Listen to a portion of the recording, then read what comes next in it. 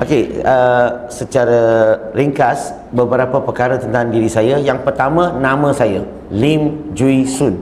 Lim Jui Sun adalah nama saya sebelum Islam. Selepas memeluk agama Islam, nama Islam saya sekarang adalah Lim Jui Sun. Sama ke beza? Sama kah? Kurang tepatlah, sikit beza. Tajwid dia beza. Saya tak tukar nama. Saya orang yang pertama di Malaysia yang memeluk Islam yang tak tukar nama. Saya percaya ramai orang di sini tertanya-tanya kenapa tak tukar. Betulkah? Nak tahu jawapannya? Mau? Okey. Jawapannya ringkas, suka hati saya. Dan jawapan yang lain, saya tak tukar nama sebenarnya nak tukar persepsi masyarakat. Saya ni memeluk Islam bukan masuk Melayu. Yang kedua, nak tukar salah faham masyarakat. Islam ni bukan agama untuk orang Arab saja, bukan. Bukan untuk orang Melayu saja. Islam ni agama untuk semua bangsa, semua kaum di muka bumi ini. Setuju?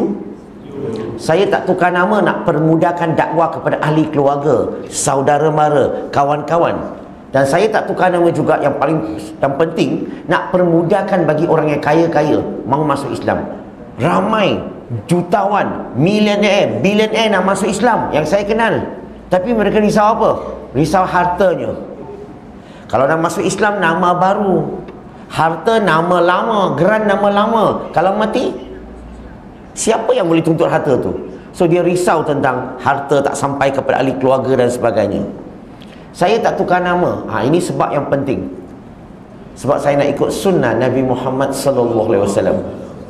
Muslimin muslimat yang dirahmati Allah, tahu ke tak tahu? Muka sunnah Nabi, kaum lain masuk Islam, Nabi tak suruh tukar nama. Zaman Nabi, kaum lain masuk Islam, Nabi tak suruh tukar nama. Kalau nama tu, selagi nama tu tidak mempunyai unsur syirik, ataupun nama tu tidak mempunyai makna yang tak baik, baginda tak kacau nama orang itu. Tapi sedihnya di Malaysia, semua orang masuk Islam, nama mau kacau. Betulkah? Semua kena tukar nama. Kalau kita tengok sunnah Nabi, selagi nama tu makna bagus, Nabi tak kacau. Contohlah Salman Al-Farisi. Salman ni orang mana? Parsi. Dia masuk Islam zaman Nabi. Nabi ada suruh tukar tak nama Arab kepada nama Arab? Ada? Tak ada. Bilal bin Rabah, orang Afrika, Nabi ada suruh tak dia tukar nama? Tak ada. Ini sunnah Nabi. Hari ini masyarakat Cina di Malaysia, masyarakat Cina di Malaysia, majoritinya mak bapak pilih nama yang baik-baik, makna yang baik-baik, tapi semua disuruh tukar nama. Betul ke? Di Malaysia kita menilai orang tu Islam ke tak Islam melihat nama. Zaman Nabi, macam mana Nabi menilai orang tu Islam ke tak Islam?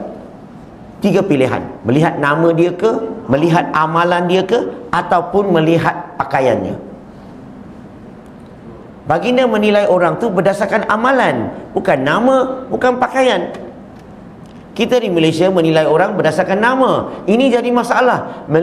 Menilai orang berdasarkan nama kurang tepat. Tak percaya kita test.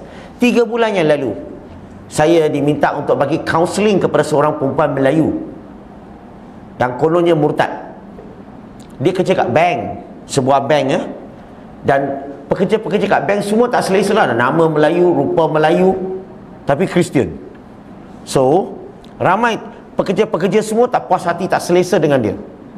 Ada yang sindir, ada yang marah, ada yang tuduh macam-macam. Sehinggalah dia punya bos di Kuala Lumpur dapat tahu berita tu, telefon saya, minta Lim, nak minta tolong boleh tak bagi kaunseling kepada wanita Melayu ni. So sebelum jumpa dia, saya berpeluang cakap dengan dia melalui phone lah.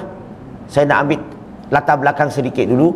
Bila borak, baru tahu rupa-rupanya dia bukan Melayu. Sampai mana cerita tadi? Okey lah, wanita tu rupa-rupa, walaupun dia nama Melayu, nama rupa Melayu, tapi dia beragama Kristian. Tapi sebenarnya dia bukan Melayu, dia orang asli. Keluarga dia memang beragama Kristian, satu keluarga. So orang pula tak faham, bila tengok nama, tengok dia macam Melayu, maka orang mula tuduh sindir dia. Nah, ini jadi masalah, ini silap. Sebab itulah nilai orang bukan menilai nama, dia menilai amalan.